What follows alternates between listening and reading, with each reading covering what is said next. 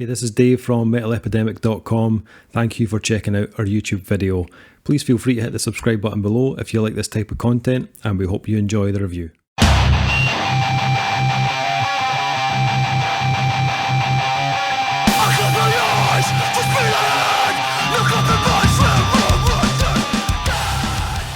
What is up, guys? Dave, Duncan, Kyle, back from Metal Epidemic for another album review. And for this review, Duncan, Kyle and I have been checking out the new album from Danish metallic hardcore band Lifesick. The band's new album, Misanthropy, will be released on February 11th on Isolation Records. Talk about the pedigree, Dave. Talk about the pedigree. Here we go. After releasing their debut album, 601, on Southern Lord Records, and its follow-up, Swept in Black, on Isolation Records in 2018, Lifesick are back with album number 3. Misanthropy was produced by Mr. Jakob Bredal. And we haven't forgot about you. We spoke to you last year about coming on the podcast. And you told us about this. Yes. We'll be in touch regarding that podcast. But yeah, it was partly like Jakob posting about this online. And also our interview with Brad Boatwright last year. We love you, Brad. So like the two of them mentioned it, I was like, I need to check this out. I need to hear what these guys are on about. And I checked out a couple of the singles, and I was like, wait a minute. Totally sold on the singles alone. Totally sold. Yep. I'm a big hardcore fan, so like this was a bit of a no-brainer.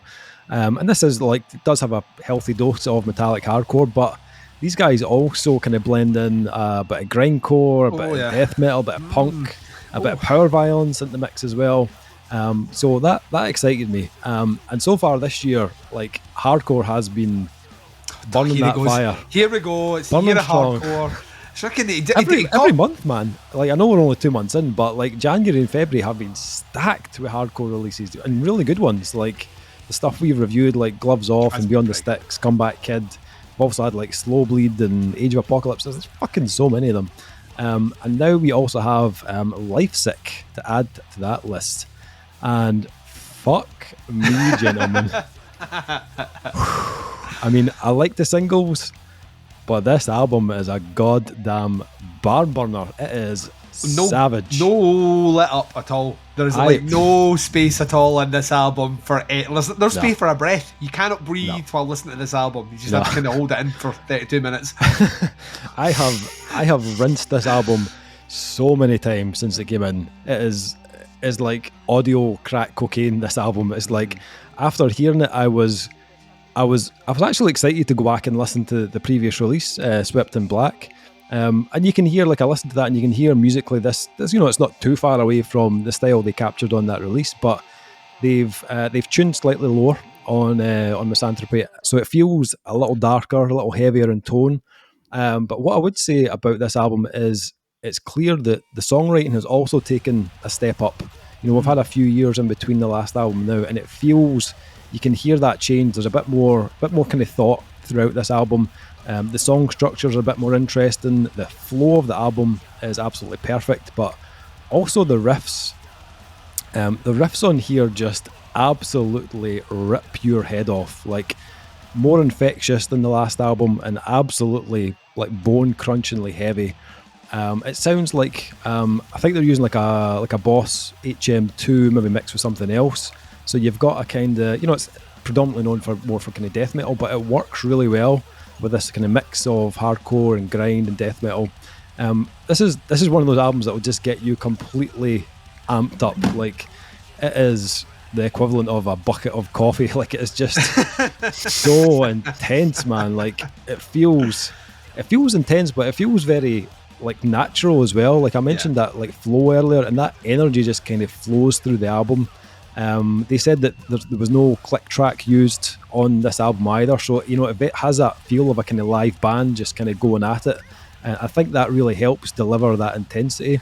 Obviously, like one of the main themes of the album is hatred, which absolutely shows. Every riff and every drum hit is just like pure violence.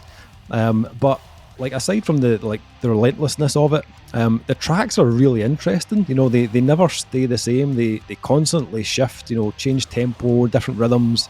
So just before like a riff starts to outstay its welcome, they switch it up and they hit you with something totally different. But it's, you know, it's still in keeping with the tone of the track, and it never feels repetitive. You know, they play with just enough styles to keep things exciting.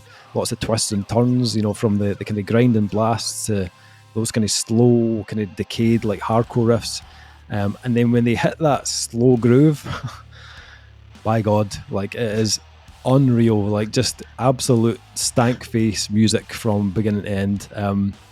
Some of the change ups kind of reminded me a little of an album we reviewed last year by a band called Wanderer from Minnesota. They have a similar kind of feel at times, not exactly the same, but you know, just the way they kind of tear through various ideas on each track. The other thing that was kind of apparent after listening to the last album is they've really worked on the vocals on this album. The vocalist Simon he's a really cool tone, but I felt like on the last album he stayed within, for the most part, in between one kind of range. On this album, however, he's really mixing things up. So he sat in a kind of mid-range before. On this album, he's definitely leaning more towards the lower end of the scale, and it has a way more impact. That rasp and tone is killer, but he's also thrown in some screams on the higher end of the scale, which really works. And there's a little bit of melody on Necessary Evil as well, which was super cool against the kind of acoustic guitars. They don't overdo that part, you know, or make it like a trick, you know. They're not trying to, you know, make it sound commercial or anything like that, but just slotting in on that track, really, it kind of made it stand out on the album even more. So there were definite kind of clear improvements on his part between the last album and this one. And I think that variance in the vocals really does help give this album kind of more like dimensions to enjoy. The other thing I loved obviously was the drumming. Being a drummer myself, like often like drumming in hardcore also often gets overlooked. But I absolutely love this guy's style. Like he is all over that kit. Like he's in and out of blasts and grooves. He's thrown in little bass drum patterns and really interesting fills. But I really like the kind of the little accents that he would add in, you know, little cymbal stabs and snare hits just to accent, or, you know, certain riffs or breakdowns. Again, it's a very small thing, but I thought it really added more of a kind of sonic punch to a lot of the tracks. But like once again, like I have to hand it to Jakob here. Like another like incredible production on this album. The sound of this just hits you like a freight train. Like, and we've said it before in other reviews, like he's got such a good handle on what type of production to lean into with a band. His productions are also like very organic, very naturally powerful, and they all sound very unique, you know, from the stuff he's done with like LLNN or Neatleaf or the Arcane Order, Live Lost, bands like that. They all sound totally different, but they all sound like they're made for that band, you know, rather than just sounding like presets that have been used over and over again. The guitar tone on this is just utter filth, like disgusting sounding, but it's still very detailed. And the drums, you know, some of them to punch on the drums. But one thing I noticed after listening to it, you know, on my like 20-second time, I noticed that like the bass actually is one of the keys here, because it creates a real kind of thickness and depth to the sound, you know, that you'd expect was coming from the guitars, but there's so much bass behind it that's actually creating that weight. So I absolutely love that. You know, it often gets kind of buried underneath everything else, but that wasn't the case with this at all. Yeah, Jakob, you are the man. Just like, not just like a button pusher. Almost said knob twiddler there. I had to reel myself in. There's a 4-part. I'm glad you didn't. Yeah, almost said that. He's a big guy. Yeah, let's not anger him. There's a 4-part video series on YouTube which kind of documents some of the recording process on the album, and you can see how much he gets involved in trying to make this album sound the best it possibly can be, and not just from a kind of production point of view. He's a talented son of a bitch, that guy. But yeah, just like overall, just yeah, this is my jam. This is my kind of album. I absolutely love this. Kyle, what did you think? How did you go on with this one? It's all right. Excellent. Can you Duncan, embellish on that? You know what? hardcore is not my genre, man. You know that. We've known this for a long time. It is not my thing. But saying that, the bands that are at the top of the hardcore genre, especially when they mix it up like these guys are doing, they tend to surprise me a lot more than I think they will. Like when you send it over, like regardless of who produced it and recorded it and all that, I was looking forward to it just because of that. But like when you say it's a hardcore, I'm like, all right, cool. You know? Yeah. But no, this took me very much by surprise. I didn't know quite what to expect. I thought I did, but I was totally wrong. This is definitely like a cut way above standard hardcore stuff I've heard in the past. And I like that they mix in they've got some blackened elements here and there. You can sort of hear it in the guitar tone. They've got grindcore and death metal, and then they just mix it all in. That HM2 tone you were talking about is definitely some Swedish death metal in there. It's definitely very buzzsaw-like. Yeah. And I'm glad you mentioned the bass, because I picked up on that too. Because this is exactly what bass is meant to do in metal. It's not meant to be buried. It's meant to be like almost 50% of the guitar tone. It's meant to carry the weight, and the guitars are meant to carry the distortion. That's the entire job of a bass, and I'm glad to see that it was being used absolutely to perfection on this album. Yeah. And what also caught me off guard was all the like cleaner parts. I was not expecting it. Like the end of the third song, or Desiree, and it just came down a tone. Yeah. And just went a bit more clean. And I was like, oh, all right. Yeah. And then in that song you mentioned Necessary Evil again in the middle of that one, just like totally clean and singing. I was like, this is excellent. Yeah. It's still, I mean, it's clean and it's acoustic guitar and all that, but it's still got a certain intensity which I can't explain. Yeah. Even though it's clean and all that, it's just like, you're still just on the edge of your seat, like, fucking come on. But yeah, no, I enjoyed it quite a lot. I gave it a few listens. I was like, it gets better with every playthrough. It's not something you get bored of. I mean, even though I did kind of feel by the end of the album that they'd like sort of shown off everything they had to offer, but there was no surprises left. But I mean, that's fine, because it's not like they blew through it in 3 songs. It did take the entire album to go through pretty much what they had. The one thing I will say is that they started 4 or 5 songs off the same with that guitar squeal. I guess that's just their thing, but the third time I heard it, I was like, come on, guys. Yeah. But, I mean, it's there because they recorded the whole thing live, and trying to silence something like that you can do it in the edit and everything, but I'm glad they left it in, because it does give that live raw feel, more weight, and I really enjoyed that they do that. I could tell when listening to it, like, shit, this was recorded live. Holy fuck.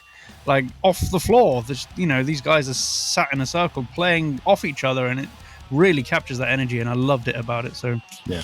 Good stuff. Actually, some good hardcore for once. And this is what happens when you get rid of the click and you just go for it in the studio. Yeah. It comes off on a whole other level. So, absolutely fantastic work. Nice. And Duncan? I mean, you've not really left me much room to say anything. I sent you a message earlier on saying that when the drums and the guitars like hit a groove, it's like being smashed with razor blades. It just cuts right through you. Yeah. And it's difficult to, in the same way, it's difficult to explain to someone why LLNN is just the heaviest thing you've ever fucking heard. It's kind of difficult to verbalize how intense this music actually fucking is. Really, really, because you kind of feel like, even when you're like, no, trust me, it's like you're just like your face is peeling off, that you're still not necessarily giving it the right selling point to someone. Because that's kind of what it felt like from the first play on this one. I was kind of floored by this. Now, very much like yourself, off the back of our conversation with Mr. Boatwright, I had the album on the old pre-order thing on iTunes, other applications are available. So whenever a single was released, I get a little notification. So I'd been kept up to date with the singles that had been released before, and I was super amped up. But once again, like you can sometimes get a false equivalency when you get that what you're getting is, because the singles, like, they weren't so dynamically different that I was like, oh, this is like, they all kind of sounded, very much of a type of a sound. So I was like, well, is this the heavier moments, or do they go off? And they do just a little bit. And I think Kyle summed it up right. Even when they start going a bit acousticy, there's still no breathing room in this. Yeah. You constantly feel like if you let your guard down for a second, they will mug you and then laugh at you. And that's like the whole album is just this ball of energy and intensity that feels like at any moment something could make it the most volatile thing you've ever heard. Like just one little trip and things could all go wrong. And they hold it together all the way through this. This is exciting music because it's energetic, it's angry as fuck. I agree with you. Vocally, is that an interesting dynamic element. It doesn't surprise me that you said he was singing a lower register. If they've detuned the guitars, and at this one, you kind of have to follow that, or it'll just sound weird. Yeah. But I love his vocal range. I love his vocal tone. There's a snarl behind it that, you know, you would not want to upset this guy.